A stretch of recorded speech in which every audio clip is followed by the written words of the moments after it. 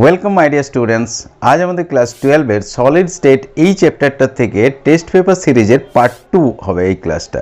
কারণ এর আগের দিন আমরা টেস্ট পেপার সিরিজের প্রথম যে সলিড স্টেটের ক্লাসটা সেটা করেছিলাম, সেটাতে দুটো মোটে পেজ হয়েছিল, যে কারণে আরেকটা ক্লাস নিয়ে এলাম। তোমাদের কাছে আমি জানতে চেয়েছিলাম যে সলিড স্টেটের আর পেজ করাবো কি না। তোমরা ম্যাক্সিমামই কমেন্ট করেছো যে আরেকটা ক্লাস দেওয়ার জন্য সলিড স্টেটের, তাহলে সেই কারণে আজকের ক্লাসটা দিচ্ছি, যেটাতে সলিড স্টেট থেকে অর্থাৎ পদার্থের কঠিন অবস্থা যে তোমাদের চ্যাপ্টারটা আছে তার থেকে আরও 2-3টে পেজ তোমাদেরকে করিয়ে দেওয়া হবে।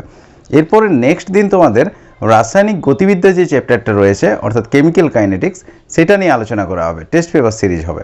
তার কারণ হচ্ছে ওই চ্যাপ্টারটার থেকে 10 নাম্বার আসবে এই বছর, যেহেতু সিলেবাস এই বছর একটু পরিবর্তন হয়েছে, একটু কম হয়ে গেছে সিলেবাসটা, সেই কারণে রাসায়নিক গতিবিদ্যাটাতে 10 নাম্বার দেওয়া হয়েছে, তার জন্য ওইটাই এর পরেই করে দেওয়া হবে। সুতরাং নেক্সট দিন যখন ক্লাস হবে, অর্থাৎ তোমাদের সপ্তাহে ক্লাস 12-এর শনি আর সোমবার আছে, সুতরাং শনিবার দিন যখন ক্লাস হবে তার আগে কিন্তু রাসায়নিক গতিবিদ্যাটা একটু নিজেরা রিভিশন করে আসবে। এটা প্রতিটা টেস্ট পেপার সিরিজের যে ক্লাস হবে সবগুলোতেই কিন্তু এই ধরনের কাজগুলো তোমরা একটু করে রাখবে। তাহলে কি হবে, আমি যখন তোমাদেরকে ক্লাসটা করাবো তখন তোমরা কিন্তু খুব সহজেই অ্যান্সারগুলো বুঝতে পারবে এবং অনেক অ্যান্সার নিজেরা ভালোভাবে ধরতে পারবে। আর যদি তোমার চ্যাপ্টারটা পড়া না থাকে তাহলে কোশ্চেনের অ্যান্সারগুলো বললেও তোমার কিন্তু অতটা সহজ লাগবে না। সেই কারণে অবশ্যই চ্যাপ্টারটা আগে একটু পড়ে আসবে মোটামুটি। চলো তাহলে আজকের ক্লাসটা শুরু করা যাক। তোমরা টেস্ট পেপার যাদের আছে টেস্ট পেপারটা নিয়ে নাও, আর যদি না থাকে অসুবিধা নেই, আমি কোশ্চেনটা মোটামুটি বলে দেবো, টুকিটাকি বিষয়গুলো একটু লিখেও দেবো, তাহলে কোশ্চেনটা তোমরা পুরোপুরি বুঝতে পারবে, অসুবিধা কারো হবে না যদি এবিটি এর টেস্ট পেপার না আছে। এখন দেখো এটার মধ্যে যে থার্ড পেজটা, দুটো পেজ আমাদের হয়ে গেছিলো আগের ক্লাসটাতে, সলিড স্টেটের পার্ট 1 টেস্ট পেপারের পার্ট 1 কিন্তু আমাদের হয়ে গেছে এর আগের দিন। তাহলে আজকে হচ্ছে সলিড স্টেটের এটা পার্ট 2 বলতে পারো। এটাতে দুটো ক্লাস লেগে গেল। তো যাই হোক, পেজ নাম্বার বের করো, SC28 লিখে দিচ্ছি। যদি কারো টেস্ট পেপার না থাকে অসুবিধার কিচ্ছু নেই, কোশ্চেন তোমরা বুঝতে পারবে। SC28 এই যে পেজটা, এখানে দেখো সলিড স্টেটের আমরা আগের দিনও বলেছিলাম, আজকেও আরেকবার রিমাইন্ড করে দিচ্ছি। এখানে যে কোশ্চেনটা পড়ে সেটা হচ্ছে 3+1, অর্থাৎ একটা 3 নাম্বারের যে কোশ্চেনের অংশগুলো আছে সেটাতে একটা আসবে আর এমসিকিউ আসবে। এক বলতে এটা হচ্ছে এমসিকিউ, ঠিক আছে। 3+1 টোটাল 4 নাম্বার থাকবে সলিড স্টেট থেকে। যাই হোক, এরপরে দেখো SC28 যে পেজটাতে যেটা দিয়েছে 3 নাম্বারের কোশ্চেনের মধ্যে ভাঙা থাকবে, আমি তো আগেই বলেছিলাম। এটাতে দেখো 2-এর দাগের এর একেরটা, 2-এর দাগের এর একেরটা ভাঙা আছে, পাট করা আছে। প্রথম যে কোশ্চেনটা হচ্ছে স্কটকি ও ফ্রেঙ্কেল ত্রুটির মধ্যে দুটি পার্থক্য লেখো। আগের দিনে যখন সলিড স্টেটের পার্ট 1টা হয়েছিল আমি তোমাদেরকে বলেছিলাম যে ত্রুটিগুলো নিয়ে কোশ্চেন সেরকম দেখতে পাইনি প্রথম দুটো পেজে, এরপর দেখো রয়েছে। তার মানে বুঝতেই পারছো ত্রুটিগুলোর থেকে তোমাদের কোশ্চেন কিন্তু ভালোই আসবে। তার কারণ হচ্ছে তোমাদের এইবারে তড়িৎ ধর্ম চৌম্বক ধর্মটা কিন্তু বাদ গেছে সিলেবাস থেকে, তোমরা তো জানো অলরেডি। সেই কারণে যে ত্রুটিগুলো নিয়ে কোশ্চেন আছে সেগুলো ভালোভাবে করে রাখবে। যেমন এখানে দিয়েছে স্কটকি ত্রুটি ও ফ্রেঙ্কেল ত্রুটির মধ্যে পার্থক্য কী, এটা তো বইয়ে করে দেওয়া আছে, সুতরাং বই থেকে সরাসরি পড়ে নিতে পারো, একদম রেডিমেড অ্যান্সার বইয়ে পেয়ে যাবে। তাছাড়াও আমি তোমাদেরকে একটু বলে দিচ্ছি স্কটকি আর ফ্রেঙ্কেল ত্রুটির মধ্যে পার্থক্য। তাহলে একদিকে স্কটকি লিখবে, স্কটকি ত্রুটি, আর একদিকে ফ্রেঙ্কেল ত্রুটি। ফ্রেঙ্কেল ত্রুটি, স্কটকি ত্রুটিতে কি হয়, দুটোই কিন্তু আয়নীয় কেলাসে দেখা যায়, অর্থাৎ যেগুলো আয়ন দ্বারা গঠিত, যেমন হচ্ছে NaCl একটা আয়নীয় কেলাস, Na+Cl- থাকে। তাহলে আয়নীয় কেলাসে যখন সমান সংখ্যায় সমসংখ্যক, স্কটকি ত্রুটি কী বটে সেটা আগে বলে দিই, সমসংখ্যক ক্যাটায়ন মানে পজিটিভ আয়ন আর নেগেটিভ আয়ন, সমসংখ্যক ক্যাটায়ন এবং অ্যানায়ন নিরুদ্দিষ্ট হয়ে যায়, অর্থাৎ বেরিয়ে যায়, ওদের জালক বিন্দু পরিত্যাগ করে ওরা কেলাস থেকে পুরো বেরিয়ে যায়, তখন সেটাকে বলা হয় স্কটকি ত্রুটি, তাই তো। আর ফ্রেঙ্কেল ত্রুটি কি, তাহলে এটা 1 নম্বর পার্থক্য হচ্ছে আমাদের। ফ্রেঙ্কেল ত্রুটি হচ্ছে যখন কোনো আয়নীয় কেলাসে কোনো একটা আয়ন, বিশেষত কেটায়নটা, শুধুমাত্র কেটায়নটা তার নিজস্ব জালক বিন্দুটাকে ছেড়ে দিয়ে, জালক বিন্দু পরিত্যাগ করে ইন্টারস্টেসিয়াল স্থানে প্রবেশ করে, অর্থাৎ যে অন্তঃস্থানিক স্থানগুলো সেগুলোতে প্রবেশ করে, সেটাকে বলা হচ্ছে ফ্রেঙ্কেল ত্রুটি। অলরেডি তোমাদের চ্যাপ্টারটা আশা করি পড়া আছে, যদি পড়া না আসে তাহলে বুঝতে পারবে না, এই কারণে তোমাদেরকে পড়ে আসতে বলি। যেমন নেক্সট দিন তোমাদের রাসায়নিক গতিবিদ্যা হবে, তাহলে ওটা কিন্তু একটু পড়ে আসবে, তাহলে কোশ্চেনগুলো বুঝতে পারবে। মানে এখানে তোমাদেরকে আর পুরো ডিটেলসে চ্যাপ্টারটা পড়ানো তো সম্ভব নয়, কারণ এখন কোশ্চেন অ্যান্সারের ক্লাস চলছে। আর ডিটেলস যদি জানতে চাও, যদি একদমই ধারণা না আছে, আমার তো ক্লাস দেওয়া আছে অলরেডি, চ্যাপ্টারগুলো পুরো কমপ্লিট করা আছে। তোমরা সলিড স্টেটের প্লেলিস্টে যাবে, আমি দরকার হলে আই বাটন আর ডেসক্রিপশানে লিঙ্ক দিয়ে দেবো, তোমরা ওটাতে দেখে নেবে। তাহলে ফ্রেঙ্কেল ত্রুটিটা কী হলো না, এটা হচ্ছে ক্যাটায়নটা তার নিজস্ব জালক বিন্দুটা পরিত্যাগ করে অন্তঃস্থানিক স্থানে প্রবেশ করবে, এটা হচ্ছে ফ্রেঙ্কেল ত্রুটি। তাহলে কোনটা কি ত্রুটি বটে আগে বলে দেওয়া হলো, মানে স্কটকি ত্রুটি আমরা কাকে বলবো, ফ্রেঙ্কেল ত্রুটি কাকে বলবো। সেকেন্ড আরেকটা দুটো পার্থক্য লিখতে বলেছে। আরেকটা ভালো পার্থক্য হবে যেটা হচ্ছে এদের ঘনত্বের কীরকম পরিবর্তন ঘটে। দেখো স্কটকি ত্রুটি যেটা হচ্ছে সেটাতে ক্যাটায়ন আর অ্যানায়ন সমান সংখ্যায় নির্দিষ্ট হয়ে যায়, মানে বেরিয়ে চলে যায়। তাহলে ঘনত্ব কী হবে, ঘনত্ব কমে যায়, ঘনত্ব কমে হ্রাস পায়, তাই তো। আর ফ্রেঙ্কেল ত্রুটিতে কী হবে বলো তো, ফ্রেঙ্কেল ত্রুটিতে কী হচ্ছে, ক্যাটায়নটা জালক বিন্দুটা পরিত্যাগ করে অন্তঃস্থানিক স্থানে প্রবেশ করেছে, কিন্তু টোটাল কেলাসটার মধ্যেই আছে, ঠিক আছে। তাহলে ঘনত্বের কোনো পরিবর্তন হয় না, তাহলে এটা লিখে দিচ্ছি, পরিবর্তন হয় না, ঠিক আছে। এরপরে যদি তুমি আরও পার্থক্য যদি জানতে চাইতো তাহলে কয়েকটা উদাহরণ দিতে পারতে, তোমাদের বইয়ে দেখবে 3-4টে অন্তত পার্থক্য করে দেওয়া থাকবে, মানে একদম রেডিমেড অ্যান্সার পেয়ে যাবে, অসুবিধার কিছু নেই। এরপর নেক্সট কোশ্চেন আসা যাক। 2 নম্বরে বলেছে অতিরিক্ত লিথিয়ামের উপস্থিতিতে LiCl এর কেলাসগুলি গোলাপি বর্ণ ধারণ করে কেন। এটা খুব ইম্পর্টেন্ট, সোডিয়াম দিয়ে এমনিতেই খুব ইম্পর্টেন্ট ছিল কোশ্চেনটা, এটা লিথিয়াম দিয়ে পড়েছে, একই ব্যাপার তোমাদের। এই কারণে দুটোই দেখো ত্রুটির থেকে এসছে। এখানে কোশ্চেনটা আরেকবার বলে দিচ্ছি যে অতিরিক্ত লিথিয়ামের উপস্থিতিতে, যেখানে এক্সেস লিথিয়াম রয়েছে এর প্রেজেন্সে, ঠিক আছে, LiCl এর কেলাসগুলি, LiCl এর প্রেজেন্সে LiCl এর কেলাসটা এটা গোলাপি বর্ণ ধারণ করে, পিঙ্ক কালার চলে আসে। পিঙ্ক কালার কেন আসে, মানে এটা অল্প একটু হিট করতে হয়, যদিও এখানে হিটের কথাটা বলা নেই, কিন্তু এক্সেস এই যে লিথিয়ামের উপস্থিতিতে বলা আছে, এটাতে কত নম্বর দিয়েছে দেখা যায়। এটা এমনিতে বড় কোশ্চেনের মতো হয় বলা যায়, কিন্তু এটাতে দেখো 1 নম্বর দিয়েছে। এটা সেই বর্ণবিন্দু বা এফ কেন্দ্র যেটা তোমরা পড়েছিলে সেইটা এর অ্যান্সার হবে। কিন্তু যেহেতু এই ক্ষেত্রে 1 নম্বর শুধুমাত্র দিয়েছে, সুতরাং অত বড় করে আমরা বলবো না যে ঠিক কী ঘটে, তার ফলে বর্ণবিন্দু সৃষ্টি হয়, তার ফলে সেখানে মানে এফ কেন্দ্রতে যে ইলেকট্রনটা থাকে উত্তেজিত হয়ে তারপরে কালার পরিবর্তন হয়, এত বলার তো মানে জায়গা নেই, কারণ 1 নম্বর শুধু দিয়েছে। তাহলে এটা তুমি যেটা বলবে শর্টে, যদি শর্ট কোশ্চেন হয়, ডিটেলস যদি জানতে চাও সেটা আমার ভিডিও দেওয়া আছে, অসুবিধা কিছু নেই। ধাতব আধিক্যজনিত যে ত্রুটি, অর্থাৎ যেটা নন ট্রাইসোমেট্রিক ত্রুটির মধ্যে পড়বে, দেখবেন ভিডিও দেওয়া আছে, তোমাদের তো লিঙ্ক দেওয়া রইল, তোমরা ওখানে ধাতব আধিক্যজনিত ত্রুটি বা নন ট্রাইসোমেট্রিক ত্রুটি দেখে নেবে, বা এফ কেন্দ্র সার্চ করবে, তাহলেই হবে। মানে তোমরা যে কোনো ভিডিও যখন সার্চ করবে না, তখন টপিকটার নাম লিখবে বাই জয়দেব পাল লিখে দেবে, তাহলে আমার ক্লাসটা একদম উপরেই চলে আসবে। ধরো তোমরা এফ সেন্টার চাইছো, তাহলে এফ সেন্টার বাই জয়দেব পাল এটা লিখে সার্চ করবে, তাহলেই দেখবে ফার্স্ট ভিডিওটাই যেটা আসবে সেটা আমার ভিডিও চলে আসবে অটোমেটিক, এবং ওই টপিকটার রিলেটেডই আসবে।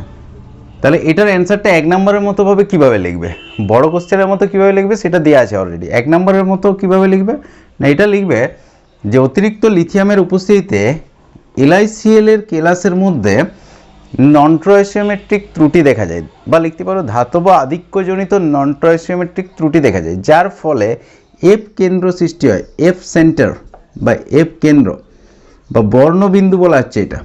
এটা একটা সেই জার্মান শব্দ ফার্বে থেকে এসেছিল, ডিটেলস সব দেওয়া আছে, অসুবিধা নেই। এখন 1 নম্বরের মতো বলছি, তাহলে এফ কেন্দ্র সৃষ্টি হয়, এফ কেন্দ্রের ইলেকট্রনটা, একটা ইলেকট্রন থাকে ওখানে, ইলেকট্রনটা আপতিত আলোকরশ্মি থেকে নির্দিষ্ট আলোকরশ্মি শোষণ করে পরিপূরক বর্ণটা শো করে, অর্থাৎ পরিপূর্ণ বর্ণটা দেখায়।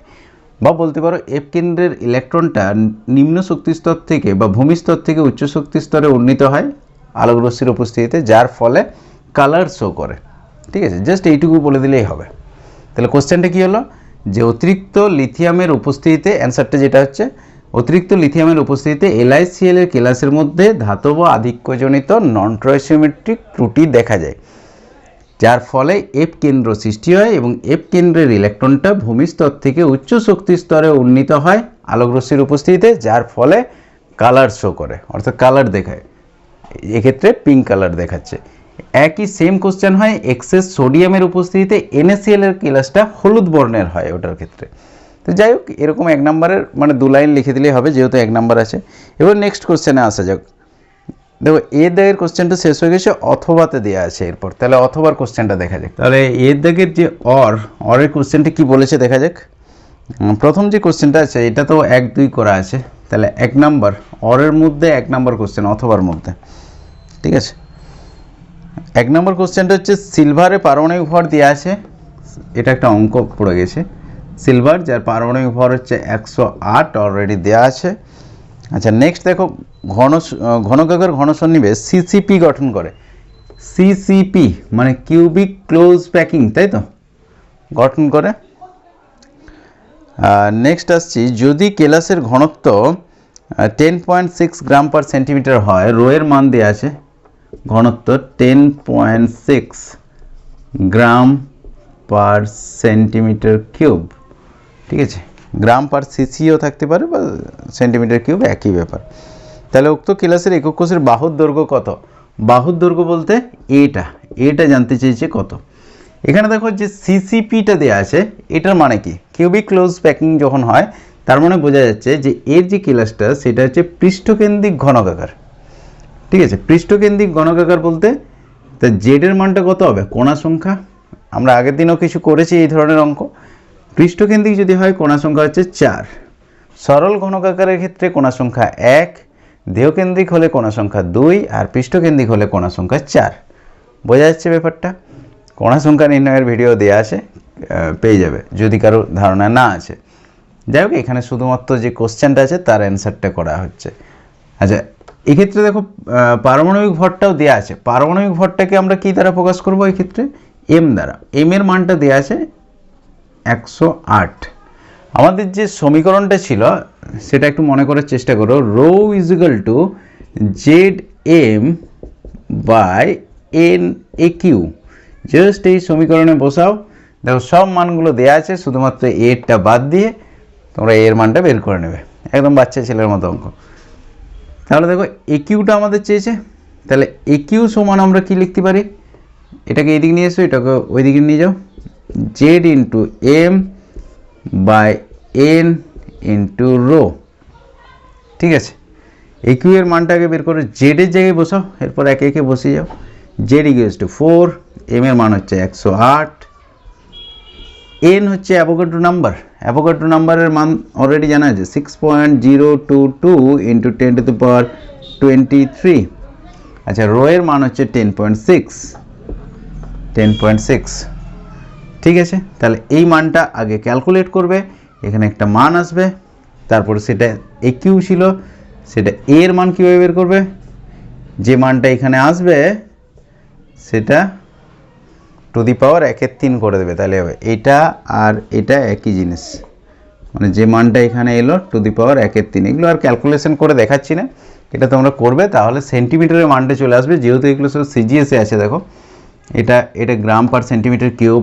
পারমাণবিক ভরের যেটা অ্যাকচুয়াল হয়, ওই ভরের যে এককটা সেটা গ্রামেই আসে, গ্রাম পার মোল আসে।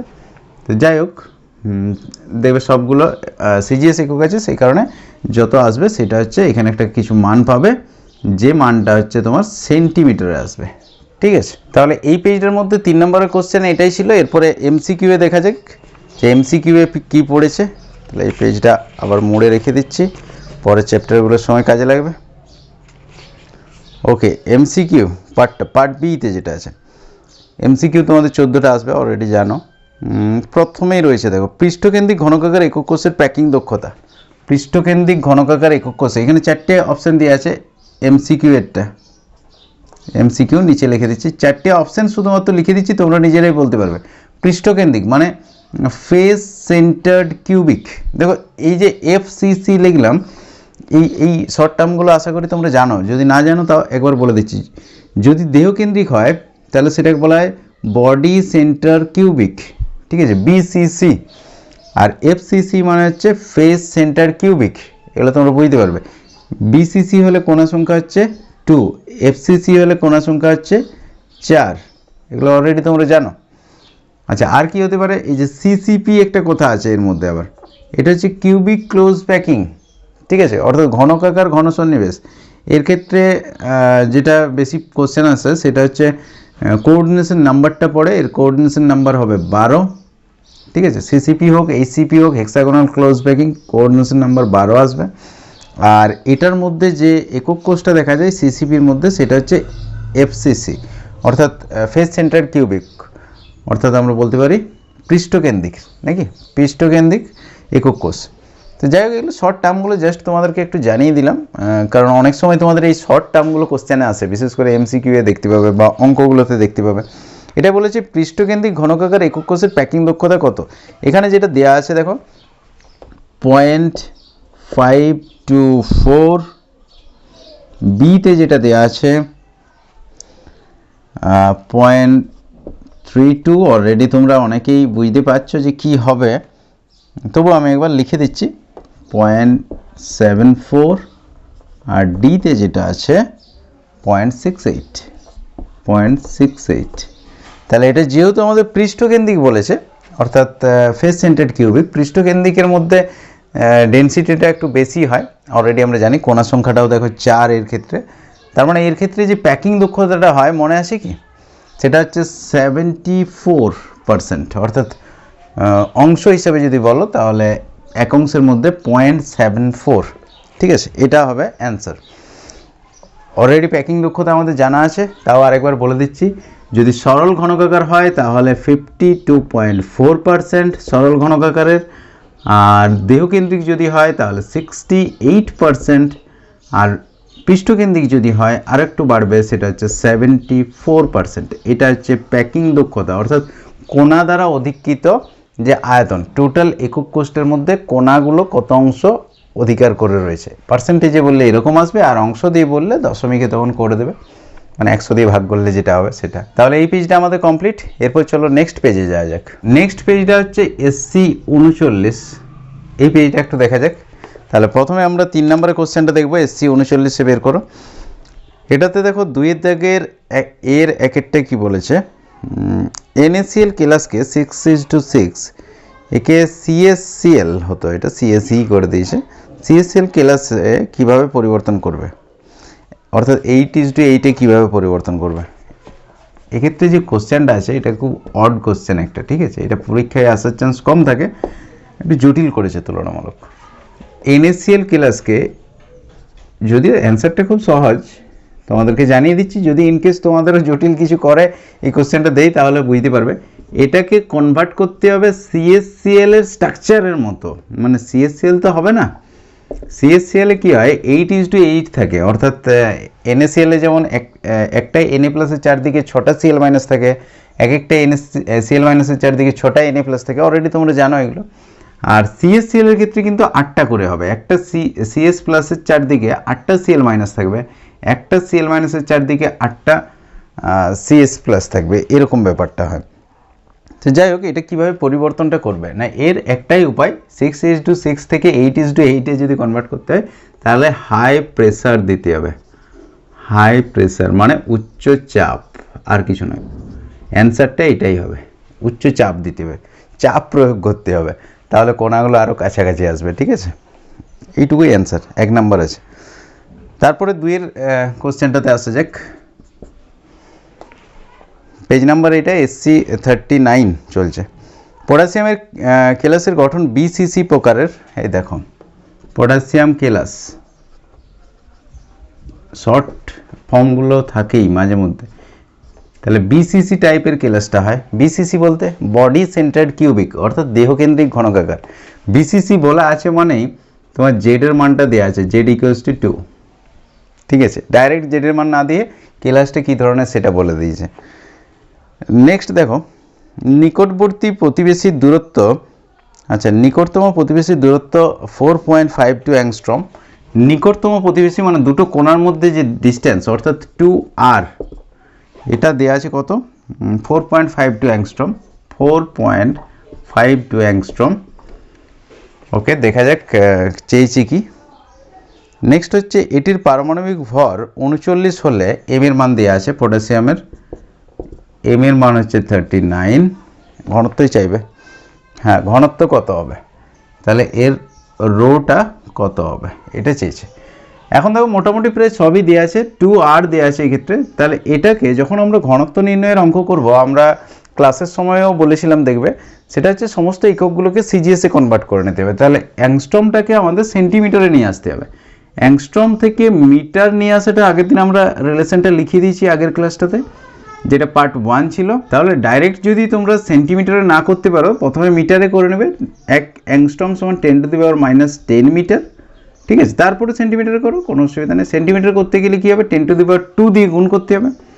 তাহলে এটাকে যদি 10⁻2 দিয়ে গুণ করো কত হবে, মানে -10টা একটু কমে যাবে, -8 হয়ে যাবে। আর ডাইরেক্ট যদি ভেবে নিতে পারো তাহলেও চলবে। আর তার মানে মিটার হয়ে ঘুরে আসবে।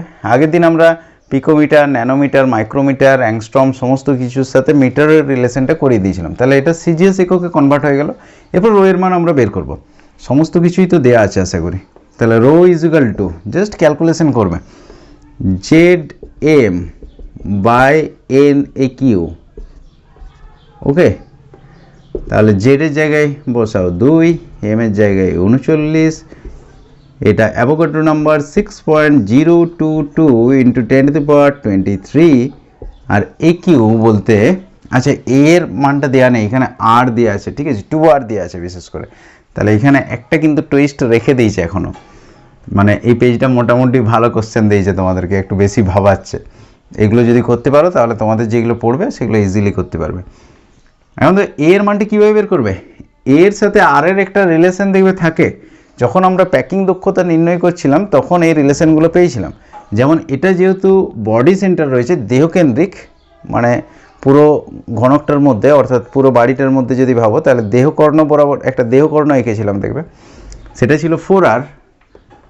4r সমান a√, কত ছিল, a√3, তাই তো, a√3। 4r সমান a√3, এটা ছিল আমাদের রিলেশন যদি দেহকেন্দ্রিক হয়, 4r সমান a√3। তাহলে এখান থেকে আমরা এর মানটা খুব সহজেই বের করে নিতে পারবো। a সমান 4r/√3, এটা আগে বের করে নিতে হবে। তাহলে 4r মানে 2 × 2r করে দিতে পারি, 2 × 2r একই ব্যাপার। 2r এর মান আমাদের দেওয়া আছে 4.52 × 10⁻⁻8, 2 × 2r /√3। এখানে একটা মান পাবে, কিছু একটা XYZ যা হোক একটা কিছু মান তো আসবে। তাহলে সেই মানটাকে এখানে বস করাবে, ঠিক আছে, তার হোল কিউ করে দেবে। এরপরে যা এখানে পাবে অ্যান্সার, সেটাই হবে ওর অ্যান্সার। এবং এককটা কি আসবে, সিজিএস একক আসবে। ঘনত্বের একক কী হবে, গ্রাম/সেন্টিমিটার কিউব, তাই তো।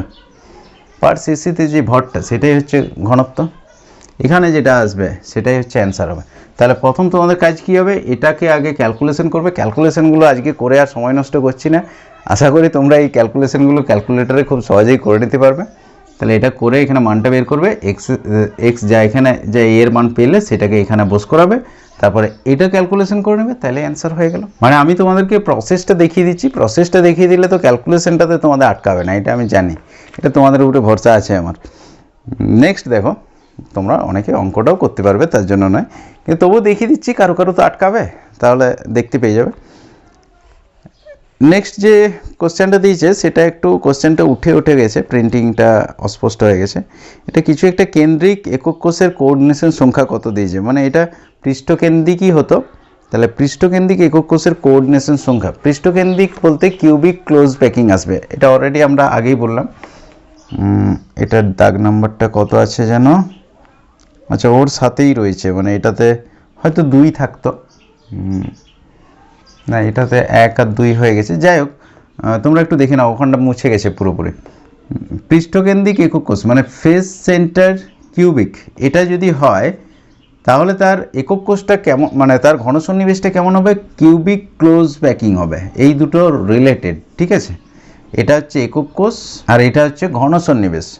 এফসিসি যদি একক কোষটা হয় অর্থাৎ ফেস সেন্টার কিউবিক, তাহলে ঘনসন্নিবেশটা তো সিসিপি হবে, কিউবিক ক্লোজ প্যাকিং।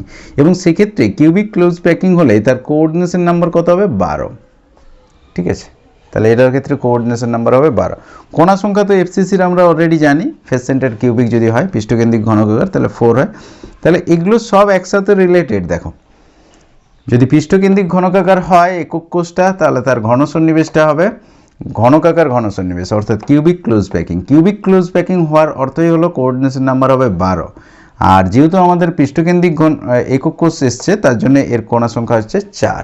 এগুলো সব রিলেটেড, এটা ভালোভাবে করে রাখবে, দরকার হলে এই অংশটা লিখে রাখো আলাদা করে, কারণ এটা থেকে শর্ট কোশ্চেন আসে এরকম। নেক্সট দেখো, তাহলে 3 নম্বর কোশ্চেনে এটা শেষ। নেক্সট এরপরে কোশ্চেনে যাওয়া যাক। ও আচ্ছা, এটা 3 নম্বরের কোশ্চেনটা শেষ হয়নি, একটা কোশ্চেন মিস হয়ে গেছে আমার দেখতে, যেটা হচ্ছে 3 নম্বর, সেই কারণে দাগ নাম্বারটা মিলছিল না।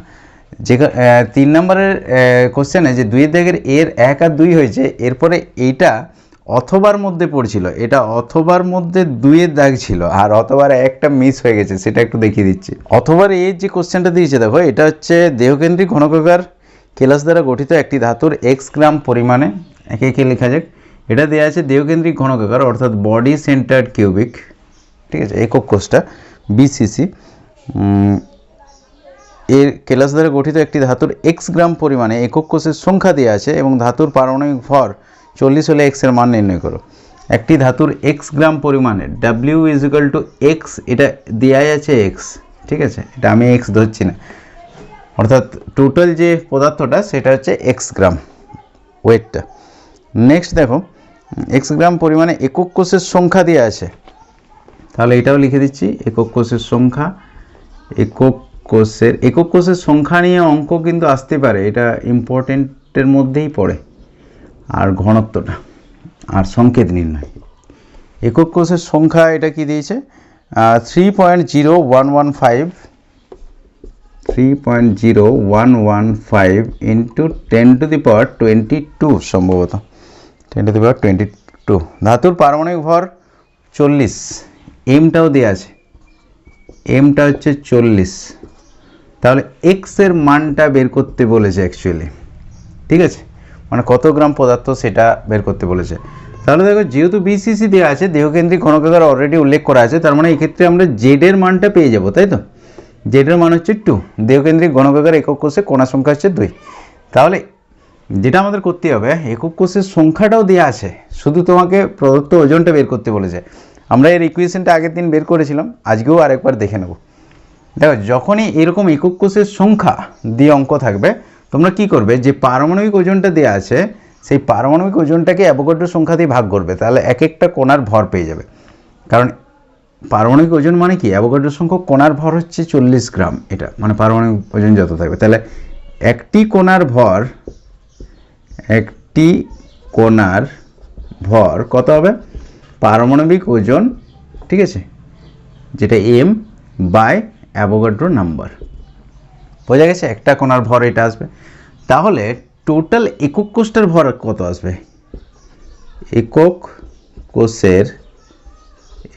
কোষের ভর, একক কোষের মধ্যে যতগুলো কোণা আছে ইন্টু এক একটা কোণার ভর করে দিলে, তার মানে জেড কোণা সংখ্যা হচ্ছে জেড ইন্টু এক একটা কোণার ভর m/n, তাহলে ZM/n। এখন একটা নির্দিষ্ট গ্রাম যদি তোমাকে পদার্থটা দেয়, তার মধ্যে একক কোষ তাহলে কতগুলো আছে, যেহেতু তুমি একক কোষের ভরটা পেয়ে গেছো, তাহলে যত গ্রামই তোমাকে দেখ কতগুলো একক কোষ আছে সেটা পেয়ে যাবে। তাহলে একক কোষের সংখ্যা সমান কি হবে, যতটা ভর তোমাকে দিয়েছে, অর্থাৎ প্রদত্ত যে ওজনটা ডিভাইডেড বাই এক একটা একক কোষের যে ভর, অর্থাৎ ZM/n, নিচে n যেত তার জায়গায় আমরা উপরে তুলে দিচ্ছি, ঠিক আছে, একই ব্যাপার। তাহলে এই হচ্ছে আমাদের একক কোষের সংখ্যার যে সমীকরণটা আরেকবার আমরা বের করে নিলাম। তোমরা চাইলে এটা মনে রাখতে পারো, তাহলে কি হবে, যে একবারেই তোমরা এই সমীকরণটা বসিয়ে অ্যান্সারটা করে দিলে। আমি তোমাদেরকে দেখিয়ে দিচ্ছি যে কিভাবে আসছে। এখন দেখো, তোমাদের কাছে যেটা জানতে চেয়েছে, সরি, এটা এক্স আর ধরা চলবে না, কারণ প্রদত্ত ওজনটা এটা দেওয়া আছে, তাহলে এটাকে কি ধরা যায়, আচ্ছা কিছু ধরার দরকার নেই, ছেড়ে দাও। একক কোষের সংখ্যা সমান হচ্ছে এটা, n10 ধরতে পারো, স্মল n, বা অন্য কিছু ধরতে পারো, ABCD যা হোক ধরতে পারো, কোনো অসুবিধা নেই, বা কিছু না ধরতেও পারো। তাহলে এখান থেকে আমাদের যেটা বের করতে হবে, যে W এর মানটা চেয়েছে, অর্থাৎ মানে আমরা যদি এর সমস্ত কিছু বসিয়ে দিই, একক কোষের সংখ্যা দেখো দেওয়া আছে, একক কোষের সংখ্যা এক্ষেত্রে বের করতে বলেনি তোমাকে বের করতে বলেছে এটা, এই যে W-টা, এটা শুধুমাত্র দেওয়া নেই। তাহলে সবগুলো যদি বসাও, 3.0115 ইন্টু 10^22 একক কোষের সংখ্যা দেওয়া আছে, ডাব্লিউ এর মান দেওয়া আছে এক্স, এক্সের মানটাই বের করতে বলেছে। এন এর মান অলরেডি আমরা জানি 6.022 ইন্টু 10^23, জেডের মানও জানা আছে 2, আর এম এর মানও জানা আছে 40। ওকে, এরপরে এটার থেকে এক্স এর মান বের করতে পারবে না, খুব সহজেই বেরিয়ে যাবে। তাহলে এক্স সমান কী হবে, এগুলোকে উপরে তোলো আর এটাকে নিচে নামাও, 3.0115 ইন্টু 10^22 ইন্টু 2 ইন্টু 40, কোনাকুনি গুণ করার মতো, ডিভাইডেড বাই, এটা তো আশা করি তোমরা সকলেই করতে পারবে, 6.022 ইন্টু 10^23। জাস্ট এইটুকু ক্যালকুলেশন করবে, এখানে যে মানটা আসবে সেটাই হচ্ছে তোমার অ্যান্সার। এটা যেহেতু তোমার ভর আসছে সেজন্য লাস্টে যেটা আসবে সেটা গ্রামে অ্যান্সারটা আসবে। ঠিক আছে, একক কোষের সংখ্যা বের করা নিয়ে আশা করি আর কারো কোনো ডাউট থাকবে না। আগের দিনও আমাদের পেজগুলোতে পেয়েছি, আজকেও পাচ্ছি, তার মানে ইম্পর্ট্যান্টের মধ্যেই রয়েছে। আচ্ছা, নেক্সট এরপরে যাওয়া যাক, নেক্সট এমসিকিউয়ে 3 নম্বরের কোশ্চেন আমাদের হয়ে গেল। এমসিকিউয়ে যে অংশটা আছে খুঁজে পাচ্ছি না, 1 মিনিট দাঁড়াও দেখে নিই। পেজ এটা বলেছে দেহকেন্দ্রিক ঘনকের একক কোষে ফাঁকা স্থানের পরিমাণ, একটু ঘুরিয়ে দিয়েছে, একই ব্যাপার। তোমাদের মডেল কোশ্চেনও এই ধরনের কোশ্চেন আমি দিয়ে রেখেছি, দেখবে ফাঁকা স্থানের পরিমাণ। আচ্ছা, তোমাদের জন্য 12-এর জন্য একটা সাজেশন আমি রেডি করছি, ওই সাজেশনটা দেওয়া হবে, কারণ এই বছর আর মডেল কোশ্চেনের অ্যান্সারগুলো দেওয়ার মতো যারা স্পেশাল মেম্বারশিপ নিয়েছো চ্যানেলে, মডেল কোশ্চেনের অ্যান্সার দেওয়ার মতো আর তো সময় নেই, কারণ অত চ্যাপ্টারে অত কোশ্চেনের অ্যান্সার দিতে গেলে অনেক ভিডিও বানাতে হবে। ধীরে ধীরে ওগুলো দেওয়া হবে পরবর্তী সময়ে, কিন্তু যারা এই বছরের উচ্চ মাধ্যমিক ক্যান্ডিডেট তাদের জন্য আমি সেই কারণে একটা সাজেশন বানাচ্ছি, যে সাজেশনটা সকলের জন্য থাকবে, কিন্তু ওর যে অ্যান্সারগুলো সেটা হচ্ছে চ্যানেলের যারা স্পেশাল মেম্বার আছে তাদের জন্য থাকবে। ঠিক আছে, যদি কেউ স্পেশাল মেম্বার কীভাবে চ্যানেলে হতে হয় বিষয়টা যদি না জানো, এর আগের দিনে আমি সমস্ত ভিডিও দিয়েছি, 2টো নিয়ে ভিডিও দেওয়া আছে, দেখবে যে স্পেশাল মেম্বার হলে তুমি কী কী বেনিফিট পাবে এবং কীভাবে হতে পারবে। তাহলে সেগুলোর লিঙ্ক আমি আই বাটন আর ডেসক্রিপশানে দিয়ে রাখবো, যদি কারো কনফিউশন থাকে দেখে নিতে পারো। যাই হোক, আর এমনিতে সাজেশনটা সকলের জন্যই থাকবে। ফাঁকা স্থানের পরিমাণ যেটা আছে দেখো, দেহকেন্দ্রিক ঘনকাকার একক কোষে ফাঁকা স্থানের পরিমাণ নির্ণয় করতে বলেছে। দেহকেন্দ্রিক ঘনকাকার একক কোষ অর্থাৎ বডি সেন্টার কিউবিক, ঠিক আছে, বিসিসি।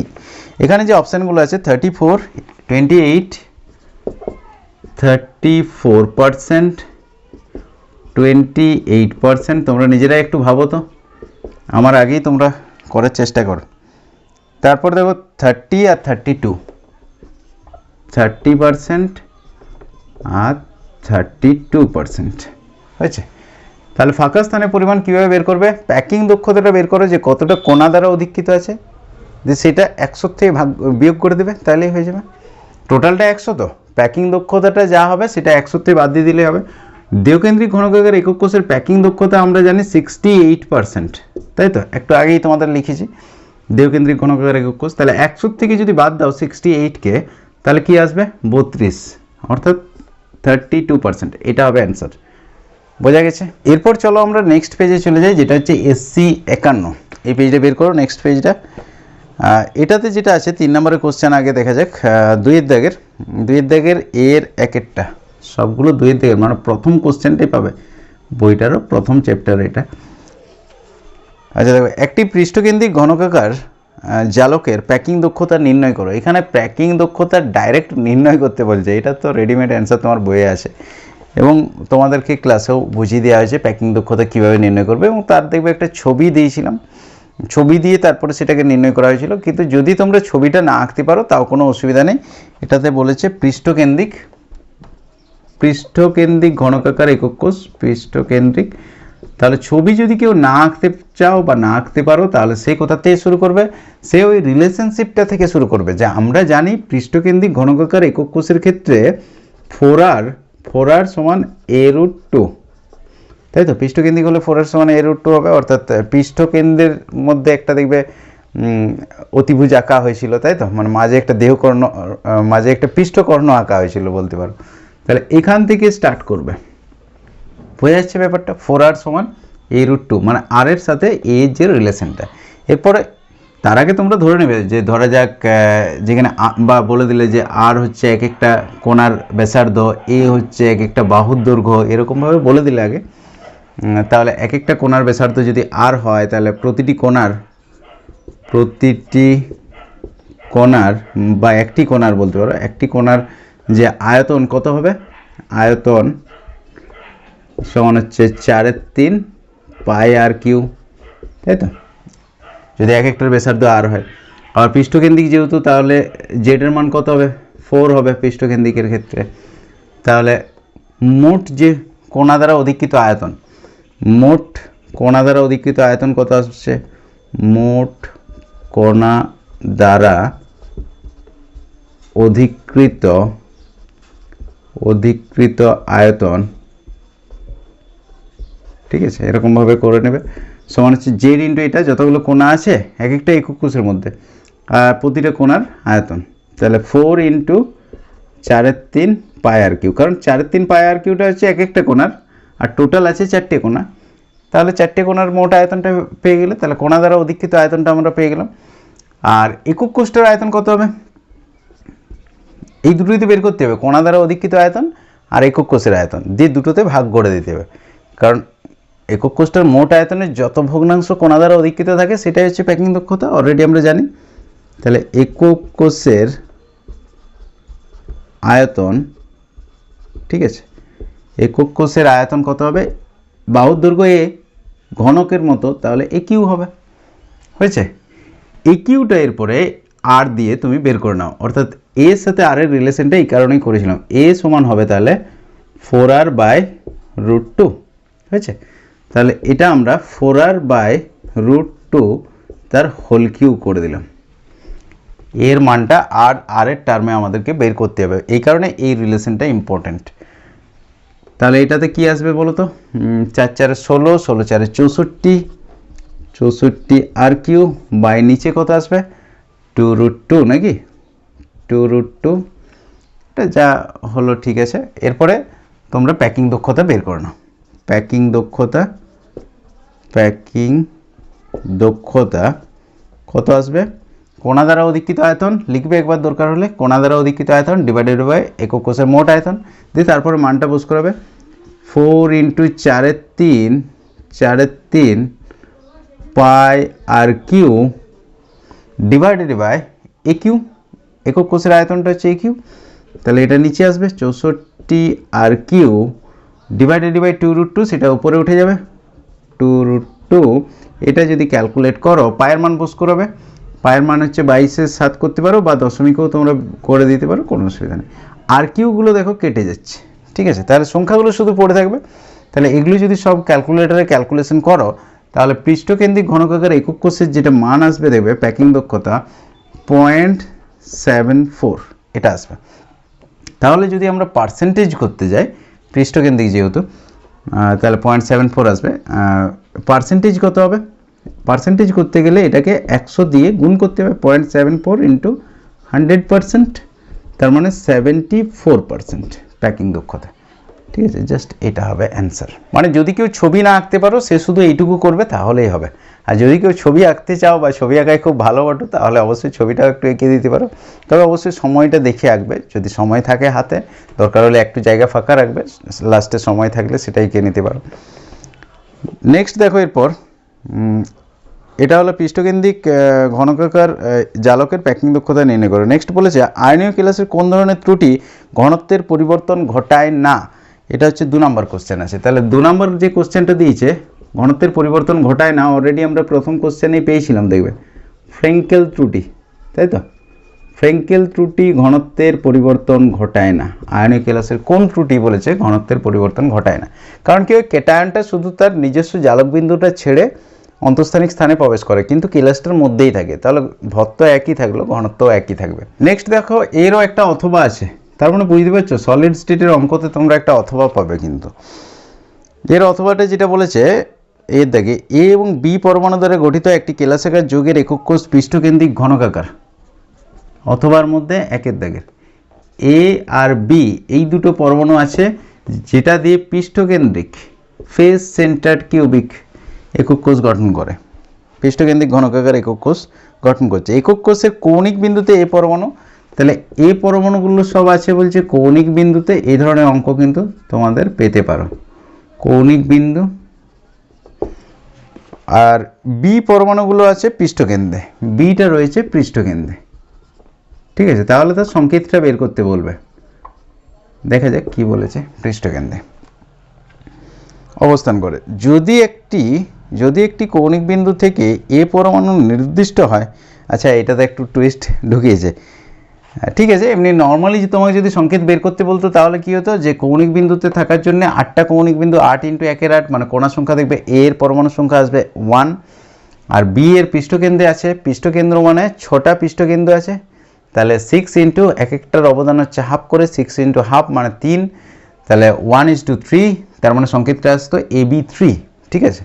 যদি আর কিছু বলা না থাকতো, কিন্তু এক্ষেত্রে যেটা বলা আছে দেখো, বলেছে একটা কৌণিক বিন্দু থেকে এই পরমাণু নির্দিষ্ট হয়ে গেছে, একটা কৌণিক বিন্দুতে কিন্তু নেই, টোটাল 8টা কৌণিক বিন্দু থাকে। তো দেখো ছবিটা তোমাদেরকে একটু বুঝিয়ে দিচ্ছি, যদিও জানো অলরেডি তোমরা ঘনকের ছবি ভালোভাবে। তাহলে দেখো এইগুলো হচ্ছে তোমার কৌণিক বিন্দু, কর্নারগুলো, ঠিক আছে। এগুলোতে এ পরমাণু আছে, আর বি পরমাণু কোথায় আছে, পৃষ্ঠকেন্দ্রগুলোতে, মানে এই জায়গাগুলোতে, ঠিক আছে। এক একটা পৃষ্ঠতলের কেন্দ্রে, এই দেওয়ালগুলোতে, নিচের দেওয়ালটাতেও আছে একটা, আর ওই দিকের দেওয়ালটাতেও একটা আছে, তাহলে টোটাল দেখবে 6টা থাকবে, এবং প্রত্যেকটার অবদান হচ্ছে হাফ করে। কোণা সংখ্যা নির্ণয়ের ভিডিও দেওয়া আছে, আমি তো আগেই বললাম, যদি অসুবিধা হয় সেটা আগে দেখে নেবে, তোমাদেরকে মডেল বানিয়ে দেখিয়েছিলাম। আর নেক্সট দেখো যেটা বলেছে, তাহলে যে একটা কৌণিক বিন্দু থেকে এ পরমাণু চলে গেছে, নির্দিষ্ট হয়ে গেছে, এখানে আর এ পরমাণুটা নেই, ফাঁকা হয়ে গেছে জায়গাটা, ঠিক আছে। তাহলে সংকেত কি হবে, তাই তো? তাহলে যৌগটির সম্ভাব্য সরলতম সংকেত কি হবে, বোঝা গেছে? তাহলে এ পরমাণুগুলো কৌণিক বিন্দুতে আছে কিন্তু একটা নেই, অর্থাৎ এ পরমাণুর সংখ্যা, এটা লিখবে এ পরমাণুর সংখ্যা এক একটার অবদান হচ্ছে 1/8 করে, কিন্তু ওটাতে কি হয় 8 × 1/8 হয়, কিন্তু এক্ষেত্রে যেহেতু একটা চলে গেছে তাহলে 7টা আর পড়ে আছে, তাহলে 7 × 1/8, তার মানে 7/8, ঠিক আছে। এক একটা একক কোষে, এটা লিখবে একটি একক কোষে, একটি একক কোষে এই পরমাণুর সংখ্যা হচ্ছে এটা। আচ্ছা বি পরমাণুর সংখ্যা, এ তো যায়নি, এ যতগুলো থাকার কথা ততগুলোই আছে, তাহলে 6টা দেওয়াল থাকে টোটাল, একটা ঘরের মধ্যেও দেখে নেবে, এটা ঘনক বলতে একটা ঘরের মতোই অনেকটা, কিন্তু ঘরের ক্ষেত্রে কী হয় বাহুগুলো সমান হয় না, এর ক্ষেত্রে সমান সবগুলো। তাহলে 6টা তোমার পৃষ্ঠতল থাকবে এবং এক একটার অবদান হচ্ছে হাফ করে, তার মানে 3টে। তাহলে যখনই তুমি পরমাণুর সংখ্যা পেয়ে যাচ্ছ, এরপরে নর্মাল তোমরা অনুবাদ করে দাও, তাহলেই হয়ে যাবে। তাহলে এক একটা একক কোষে A/B সমান কত আসবে, এ হচ্ছে 7/8, B হচ্ছে 3। তাহলে এটাকে সরলতম যদি করতে চাও কি করতে হবে, 8 দিয়ে গুণ করে দাও দুটোকেই, তাহলে এটা 7 হয়ে যাবে,3 × 8 = 24 হয়ে যাবে, তাই তো? এগুলো তো সিম্পল ম্যাথ, তোমরা অলরেডি জানো। তাহলে 7:24, A/B এর সংখ্যাটা যে অনুপাত আসছে, তার মানে সংকেতটা কি হবে, A7 B24, বোঝা গেছে? এটা হচ্ছে সম্ভাব্য সরলতম সংকেত, অ্যান্সার হচ্ছে ওটাই। নেক্সট দেখো 2-এর দাগে বলেছে স্কটকি ত্রুটি কি। 2-এর দাগে যে কোশ্চেনটা আছে, স্কটকি ত্রুটি, স্কটকি ত্রুটি এটা কি বটে, অলরেডি আমরা একবার বলেছি। স্কটকি ত্রুটি হচ্ছে, দীর্ঘি বা রশ্মি যায় দাও, অসুবিধা নেই। স্কটকি ত্রুটি, ঠিক আছে। স্কটকি ত্রুটি কি বটে না, যদি কোনো আয়নীয় কেলাস হতে হবে অবশ্যই, অআয়নীয় নয়, আয়নীয় কেলাসের মধ্যে সমান সংখ্যায় ক্যাটায়ন এবং অ্যানায়ন নির্দিষ্ট হয়ে যায়, তাহলে সেটাকে বলা হবে স্কটকি ত্রুটি। এর ফলে ঘনত্ব কী হবে, হ্রাস পায়। আশা করি তোমরা জানো স্কটকি ত্রুটি নিয়ে, আর বলতে হবে না। নেক্সট দেখো আমাদের তাহলে হয়ে গেল এটা 3 নম্বরের কোশ্চেনটা। MCQটা একবার দেখে নেওয়া যাক, তাহলে এই পেজটা কমপ্লিট। MCQটা এরপরে আসা যাক। হ্যাঁ, MCQটাতেও দেখো একক কোষের সংখ্যা নিয়ে একটা অঙ্ক পড়েছে। এটা হচ্ছে পার্ট বি এর মধ্যে একের দাগের 5-এরটা। এখানে অঙ্কটা কি দিয়েছে দেখো, x পারমাণবিক ভর 40 দেওয়া আছে, x যার m এর মান হচ্ছে 40 অলরেডি দেওয়া আছে, ঠিক আছে। 5 গ্রাম পরিমাণে W এরটা দেওয়া আছে, 5 গ্রাম পরিমাণে একক কোষের সংখ্যা কত হবে?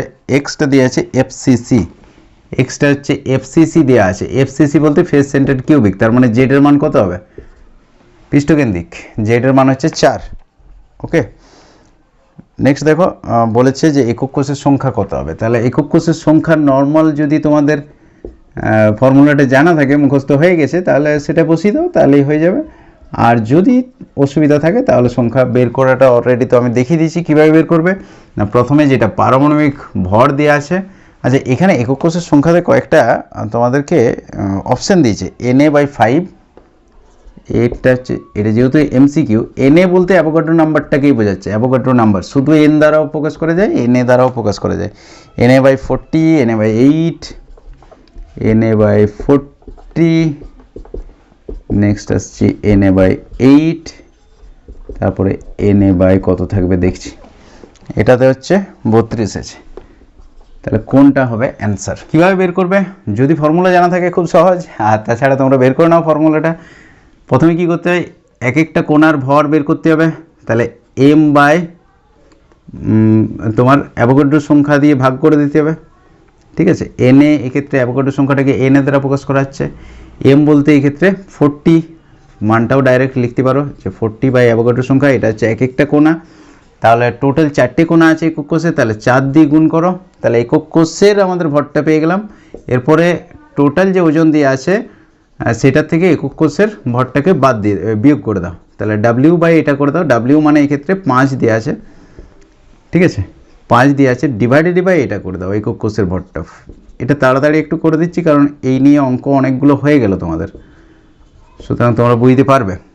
তাহলে এটাতে কত আসছে? 5 8 40, তার মানে Na/32, ঠিক আছে। তাহলে এটা হবে অ্যান্সার, ডিএডটা। আশা করি বোঝা গেছে।